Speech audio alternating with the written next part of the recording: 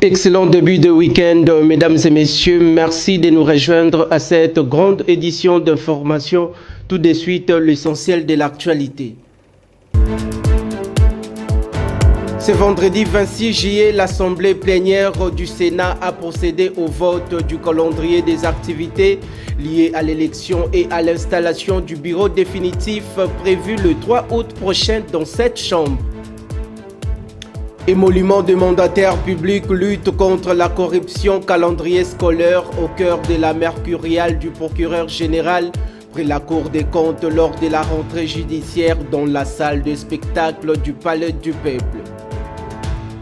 Lancement officiel ce vendredi des Jeux Olympiques de Paris 2024 avec plusieurs nations du monde entier qui prennent part à cet événement de haute portée internationale à la fois culturel et sportif. La cérémonie spectaculaire a été lancée à la scène.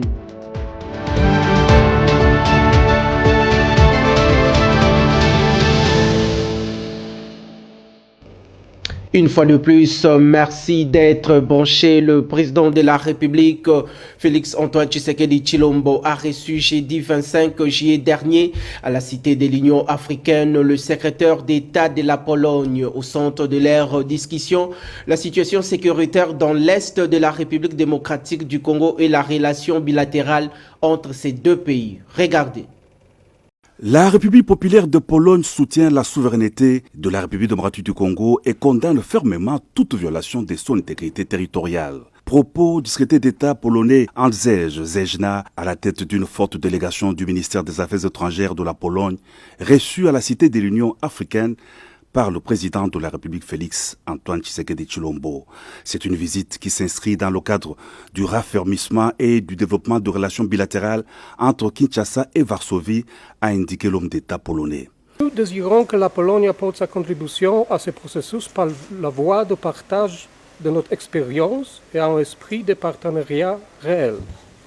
Je voudrais souligner que nous avons signé aujourd'hui au siège du ministère des Affaires étrangères, mémorandum et les consultations à Kinshasa grâce à mémorandum et Varsovie au niveau des ministères prendront désormais un caractère plus systématique.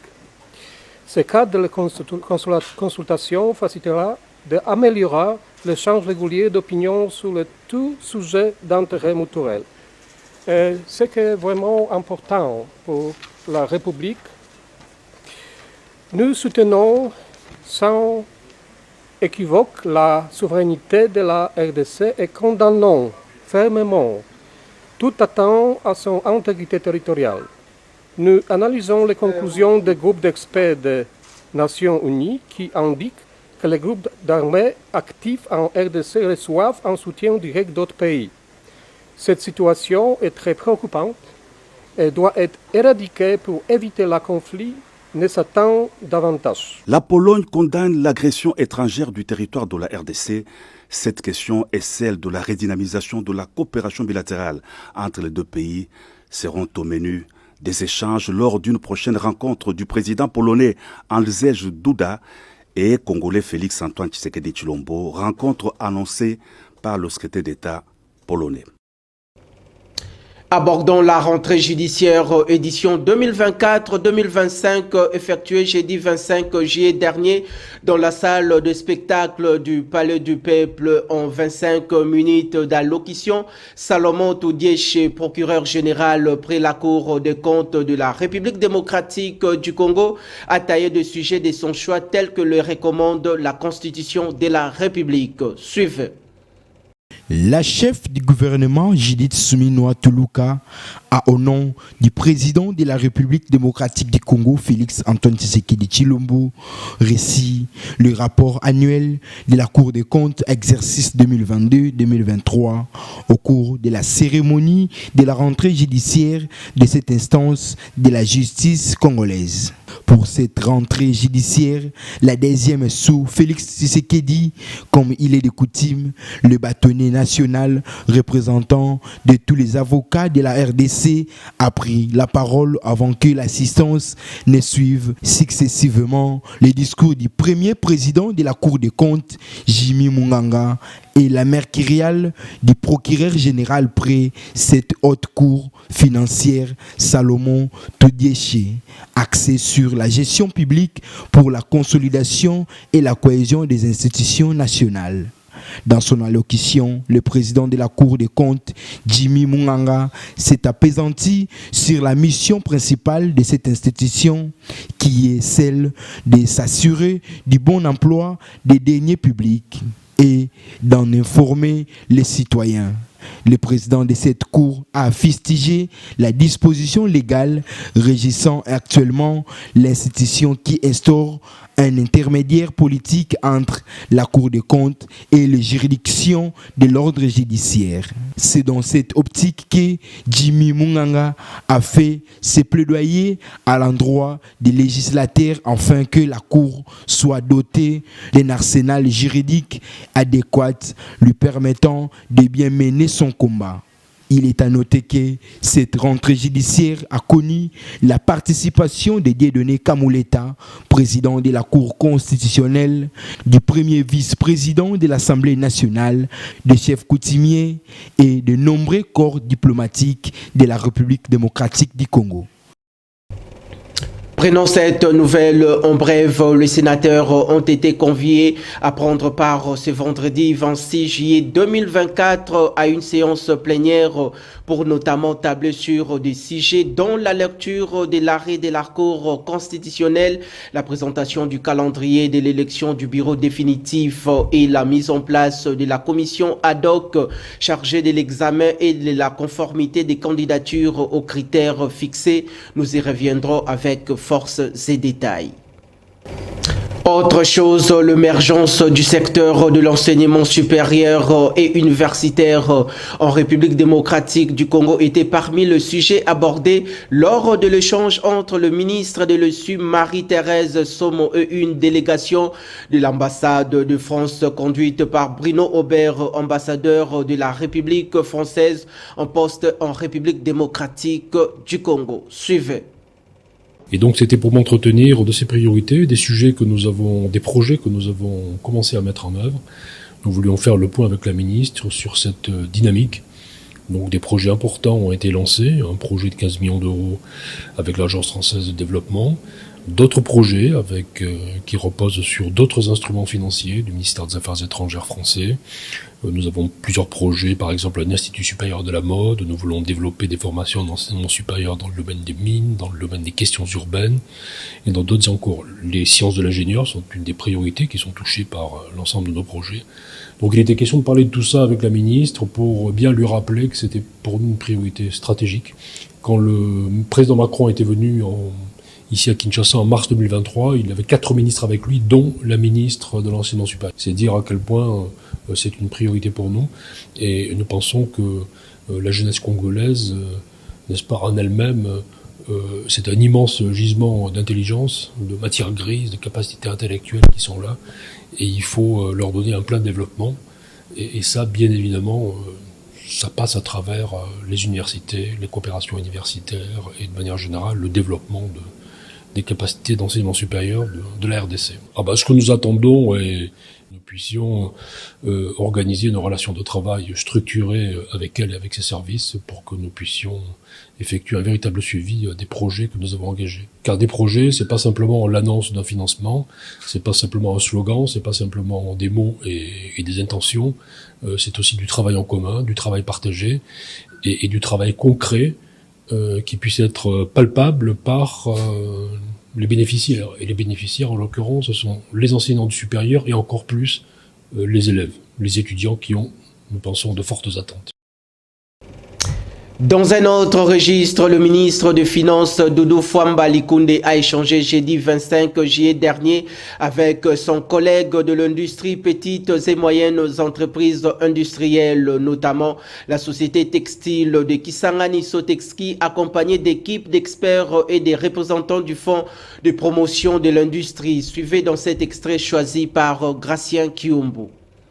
Vous savez que nous avons des fleurons de notre industrie qui doivent être remise à jour pour créer des emplois.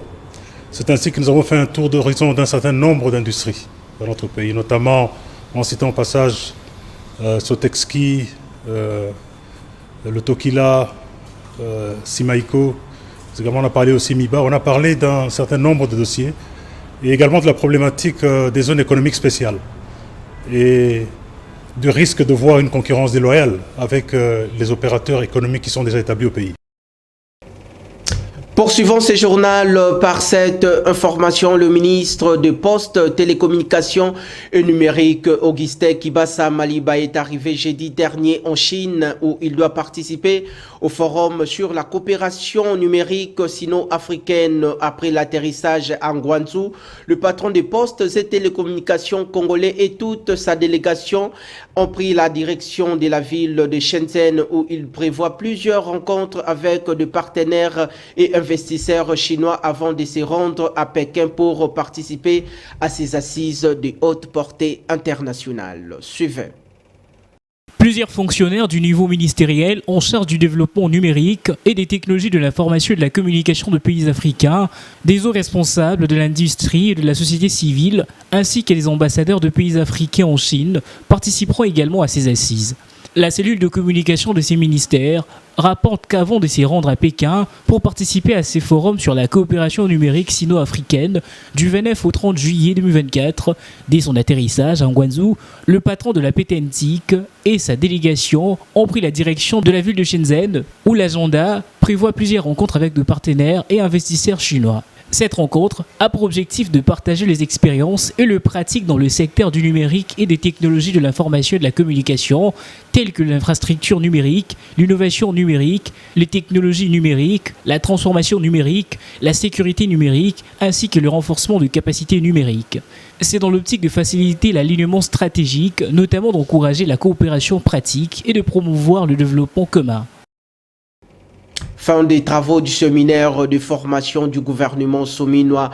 Patrick Moukadi, analyste politique indépendant, salue la convocation de ces assises par la première ministre et appelle le membre de l'exécutif national à mettre en application les orientations assorties de ces séminaires, notamment les 13 résolutions prises en vue d'assurer la bonne gestion des portefeuilles de l'État. Il est au micro de votre rédaction. Et sont arrivés à la fin de ces séminaires 13 résolutions qui ont été prises au travers, après ces séminaires. Ce que moi je retiens de ces séminaires et de ces 13 résolutions, c'est que les ministres qui engagent le gouvernement, chacun où il sera, ne doit pas se permettre de faire n'importe quoi. C'est-à-dire, le ministre, il est dans la mission, lui consignée par le gouvernement, c'est pour le bien du peuple congolais. J'ai aimé les interventions de Madame la Première ministre, Judith Suminwa, qui a dit l'objectif, c'est d'améliorer la situation des Congolais, mais bien sûr, on ne va pas non plus permettre que les ministres se permettent de détourner ou bien de jouer avec les biens de l'État ou bien les biens publics. J'ai aussi apprécié la déclaration du président de la République par rapport à ce séminaire. Il demande au ministère de faire de sorte à ce que tout ce que la population est en train de chuchoter comme lié à sa situation change. Je crois qu'après ce séminaire, les ministres qui engagent le gouvernement ont la lourde charge de faire de sorte que ce que nous vivons aujourd'hui ne soit pas ce que nous allons vivre demain. Et concernant l'ouverture du procès contre le chef de file du mouvement rebelle Alliance Fleuve Congo-Jérusalem, Thomas Kapouya, proche du régime Tshisekedi, félicite le gouvernement souminois par le truchement du ministre d'État en charge de la justice, Constant Moutamba, de son activation sur les dossiers en vue de faire la lumière sur cette affaire. Suivez. Le pays est en train de décoller sur ce que Sphinx nous disait, état de droit. Et la loi doit primer. Ce n'est pas des hommes, soit des personnes fortes, mais nous devons avoir des institutions fortes et des lois doivent être au-dessus de tout le monde. Nous devons suivre ce que dit la loi, soit ce que dit la Constitution. Et Nanga est tombé sur l'article 64 alinéa 2 qui parle d'un effet réel que des lois sont en train de reprocher Nanga avec ses complices aujourd'hui. Et Nanga fait tomber le sang des Congolais au détriment des étrangers. Paul Kagame, qui est le génocidaire, que nous connaissons tous que ce sont eux qui sont à la base de la situation qui se passe à l'Est, l'infiltration, mixage, brassage, des tueries, des crimes contre l'humanité, les crimes économiques. Mais quand toi, tu es congolais, tu vas t'associer aux personnes qui commettent les crimes dans ton pays. Mais d'office, on te met dans le même sac avec. Sur la liste que j'avais suivie, il y a eu au moins 25 personnes. Mais sur 25 qui sont citées, il y a 5 qui sont sur place. Les 5 là, ils ont démontré clairement qu'ils sont au service de langue, sorte il y a complicité dans ce qui se passe. Comme il y a déjà des preuves à charge, je ne vois pas le mal. C'est la loi qui va nous définir. Dans un autre chapitre, la plateforme politique Lamuka reste sceptique quant aux effets attendus de la trêve humanitaire décrétée par les États-Unis d'Amérique dans les zones de conflit dans l'est de la République démocratique du Congo et appelle le régime Tshisekedi d'être responsable de cette situation. Regardez. Il faut être naïf pour croire à cette trêve et croire que les forces négatives allaient la respecter. Vous savez, c'est une façon d'aider Kagame et ses supplétifs du M23 de se positionner encore plus, de renforcer leur position, d'occuper plus de terrain sur le plan stratégique et ainsi de suite. Donc c'est à nous de comprendre, c'est un jeu de la communauté internationale qui cherche chaque fois à nous endormir et après on va se retrouver infiltrés, occupés et puis on ne saura plus quoi faire. Donc on ne devait pas respecter cette trêve-là parce que ceux qui nous demandent de respecter la trêve sont incapables de restaurer la paix et d'imposer la paix à l'est de la République démocratique du Congo. Donc on ne sait pas accepter cette trêve alors que l'ennemi se trouve sur notre sol. Ça, moi je trouve ça vraiment absurde. Autre chose, dans ce journal, le marché agricole Bilanga ya Beto a organisé une rencontre de partage d'expériences avec plusieurs structures et entreprises basées à Kinshasa et dans d'autres pays émergents dans le secteur agroalimentaire en prélude de sa deuxième édition. Images et commentaires Lydia Kandolo. Le plateforme agricole Bilanga ya Beto, BIB en sigle, engagé dans la production, la transformation et la consommation des produits locaux, a organisé une rencontre avec plusieurs structures et entreprises basées à Kinshasa et dans d'autres pays émergents dans les secteurs agricoles, dont l'idée de promouvoir ces secteurs. Pour son coordonnateur, M. Serge Mbaye, ces assises sont organisées dans l'idée de contrôler désormais la qualité de ce que la population mange au quotidien. Une coordination rattachée à la présidence de la République démocratique du Congo sera créée d'ici peu. C'est ce qu'a rassuré Junior Loabeya, membre de cette structure. Incessamment sous peu sera créée en République une coordination rattachée à la présidence qui va se dénommer Coordination nationale des suivis de production et de transformation des produits alimentaires. Ce serait vraiment dans le social pour soutenir les actions du chef dans le social, dans le domaine de l'agriculture, de l'élevage et de la pêche. À la fin de cette manifestation, quelques participants ont donné de leur voix. Alors, nous avons participé à cette activité et nous apprécions beaucoup parce que nous pensons que la technologie peut beaucoup accompagner les agriculteurs. La technologie peut les aider à développer suffisamment leurs activités. Ça peut les aider à sécuriser leurs activités, leurs produits et les amener, n'est-ce pas, à la prospérité. Nous avons parlé de nos produits et bien évidemment que le marché agricole consiste à faire la promotion des produits locaux, des produits congolais. Et donc nous avons eu à présenter nos produits. Nous sommes dans le conditionnement du miel, du vin d'épale, ainsi que dans l'agriculture et l'élevage. Rappelons que cette deuxième édition du marché Bilanga ya Beto a été lancée le lundi 22 juillet au stade Albert à Kinshasa Gombe et ses clôtures ce dimanche au Sultani Hotel. Chose promise, chose due, comme annoncé mardi 23 juillet dernier par les trois grands syndicats de la fonction publique congolaise, Phosphine, DCF et UIC ont uni leur voix jeudi 25 juillet dernier pour adresser un mémorandum urgent au vice-premier ministre en charge de la fonction publique Jean-Pierre Liao à travers une manifestation énergique devant le bâtiment de la fonction publique. Il réclame avec rigueur l'organisation des élections syndicales tant attendues depuis l'année 2013. Cette démarche essentielle pour l'administration était malheureusement restée lettre morte. Images et commentaires, Gracien Kiombo et Passion Goy. Sifflet, tambour, fanfare, c'est ainsi que s'est caractérisée la journée de ce 25 juillet 2025 au ministère de la fonction publique. Nous voulons les élections syndicales, crient les membres de syndicats présents au ministère avec des effets en main. Premier intervenant, le président de la Dynamique Fossifine présente le mémorandum au numéro 1 de l'administration publique congolaise. Concerne revendications syndicales urgentes sur l'organisation des élections.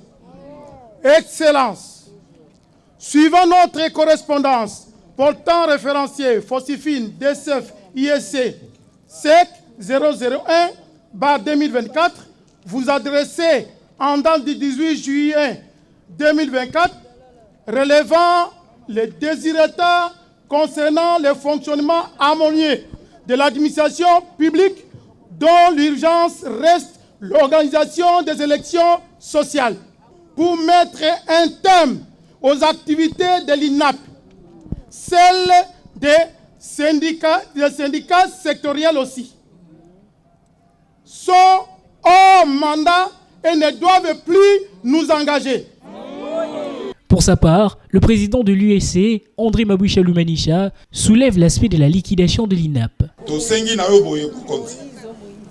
Décret wana soki ekoko traité ekoza la traité na commission na ba délégué na ba permanent, donc INAP ezali élu après les élections. Parce que na minute oyo INAP eza sous exister té. Pourquoi? Parce que okaki koloba awa structure ezali en place, c'est une structure ezali illégale. Parce que le vrai INAP ezaki élu en 2013. Lelo, tango yo ye, INAP oyo ezali en place, c'est une structure ezali que ezaki sous INAP en 2013. Et comment qui INAP oyo tchaki en place pour que, et même dans 6 mois, n'a pas élection syndicale. En outre, Jean-Pierre Liao promet aux partenaires sociaux d'accélérer le processus de la tenue effective des élections syndicales, non seulement à Kinshasa, mais dans les différentes provinces du pays. Et cela fera l'objet de son intervention au Conseil du ministre de ce vendredi 26 juillet 2024. Parmi les dossiers que je dois devoir signer pour les adresser rapidement à la Première ministre, à la sanction de la Première ministre chef du gouvernement, se trouve être le dossier relatif justement à l'organisation des élections syndicales.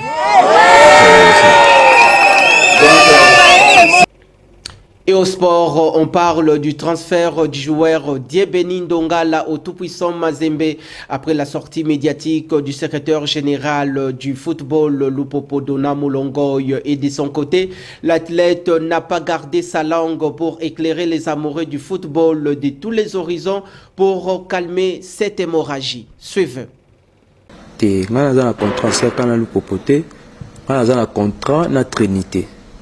Trinité nde apetaki une saison na Lupopo. Na beti une saison contre Sili. Naza libre ya kusala show nga na ligne naza joueur. Na retrouvaki Lupopo bazali na besoin nga ba contacter président na ngai. Ba bing président na nga kete tala boye ndonga la fa yo sala service. Président na nga zaki d'accord, posa jiponien zali d'accord yo servir. Mikanda pona ya une saison na Lupopo. Nani a négocié qui contrat wana? Président jiponien. Nani? Na Sec Dona proposé président JP Onyenze que tous en numéro DT tous en besoin de ngala quoi. Président Dimaki a convaincu nga na ndimi le proposer équipe na zalaki wana na koloba mabe na bango tes équipe oyo musale singa na salle na quatre équipe mais na zaki na contrat 50 et na contrat na bango ya une saison. Tango sili donc je suis libre au sala oyo na ligne quoi. Te nga asali na mutu décharge te asali na mutu décharge te suiza la décharge à lukuta batikola ita ngonga naza mona batu nazo luka vi nanga na sa carrière nanga c'est que donna ba supporter al popo batikanga pena naza tranquille na sala carrière nanga na ndinga bien naza na problème na bango te na betaki naza mutu contre Sili na respecter contrat na bango contre Sili naza libre on sala o nga na lingi. D'une discipline à une autre pour évoquer les démarrages des hostilités des Jeux Olympiques Paris 2024, Mabi et Arnold Upelenga sont les porte-étendards de la délégation de la République démocratique du Congo pour la cérémonie spectaculaire d'ouverture de ces Jeux prévus ce vendredi 26 juillet au bord de la Seine. Parlons cette fois-ci des valeurs nutritives. Que savez-vous du jacquier? Complétez votre connaissance à travers ces commentaires proposés par la rédaction. Le fruit du jacquier ou jacques-fruit est un fruit de forme ovale recouvert de petits picots. Il renferme une chair blanche, voire jaune, de graines comestibles au goût proche de la fécule. Un peu sucré, ces fruits exotiques regorgent de vitamines, des minéraux, de fibres et donne de l'énergie. On le cultive dans les forêts tropicales d'Inde, mais aussi de Thaïlande, de Malaisie, de Madagascar, du Brésil ou encore de la Réunion. Il se consomme cuit, grillé ou bouilli. On peut aussi les trouver en boîte de conserve ou sous forme de compléments alimentaires. Il entre dans la composition de certains plats traditionnels et sa teneur en fécule permet de l'utiliser en farine. Il contient plusieurs vitamines telles que vitamine B, avec un complexe élevé de composants comme la vitamine B6, vitamine B3, vitamine BD et vitamine B9. Le jacquier est un booster d'énergie. Il est idéal pour donner un coup de fouet au corps fatigué ou malade. Il fournit près de 95 calories pour 100 grammes avec la clé peu de graisse saturée et quasiment aucune trace de cholestérol. Il est par ailleurs un super fruit qui éloigne les virus, les bactéries et protège notre organisme contre les infections. Sa consommation permet de participer au bon fonctionnement de notre corps et renforce notre système immunitaire. C'est une source non négligeable de potassium et de magnésium, sans oublier le fer qui aide à lutter contre le risque d'anémie. C'est un renfort pour le cœur. Son alliance des minéraux et vitamines manganèse, magnésium, fer, potassium, calcium entrent en jeu dans la préservation de nos cellules et contrôlent la fréquence cardiaque et la pression artérielle. De plus, les calciums favorisent une bonne coagulation du sang et conservent des os solides. Il est un allié pour le système digestif. Le jacquier est très riche en fibres, ce qui en fait un pansement naturel pour protéger les côlons des déchets polluants. D'une part, il facilite la digestion avec sa teneur élevée en fibres. D'autre part, il prévient le risque d'ulcères de l'estomac et joue un rôle sur le problème intestinaux comme la diarrhée. Il est un remède naturel contre certains cancers. Le jacquier prévient le risque de cancer du côlon et aide à se prémunir d'autres maladies infectieuses. Les nutriments contenus dans le jacques-fruit, comme les lignanes, les isoflavones, les phytonutriments, les saponines protègent contre le radicaux libre en cause dans la formation de cellules cancéreuses. Il est un atout jeunesse. Les antioxydants du jacquier immunisent notre cellule et notre ADN contre les effets des radicaux libres. Il est alors un bon moyen de maintenir notre capital jeunesse. À présent, la page météorologique. Sachez que demain matin à Kinshasa, ce sera un beau soleil sans nuages et la température qui sera de 19 degrés Celsius. La force du vent oscillera aux alentours de 9 km par heure. Et à l'après-midi, ce sera un beau soleil sans nuages. La température atteindra les 33 degrés Celsius avec une température ressentie sera plus fraîche, soit 32 degrés Celsius. Et enfin, dans la soirée, les nuages seront absents, mais la température retombera vers le 31 degrés Celsius, dominé par une température ressentie plus fraîche avec 30 degrés Celsius.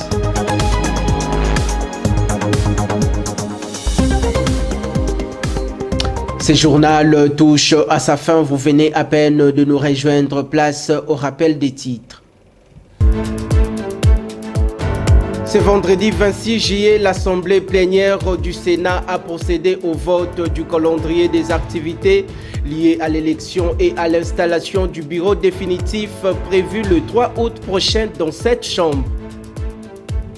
Émolument des mandataires publics, lutte contre la corruption, calendrier scolaire au cœur de la mercuriale du procureur général pris la Cour des comptes lors de la rentrée judiciaire dans la salle de spectacle du Palais du Peuple.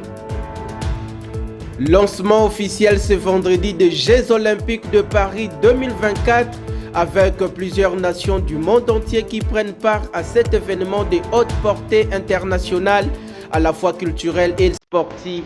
La cérémonie spectaculaire a été lancée à la scène.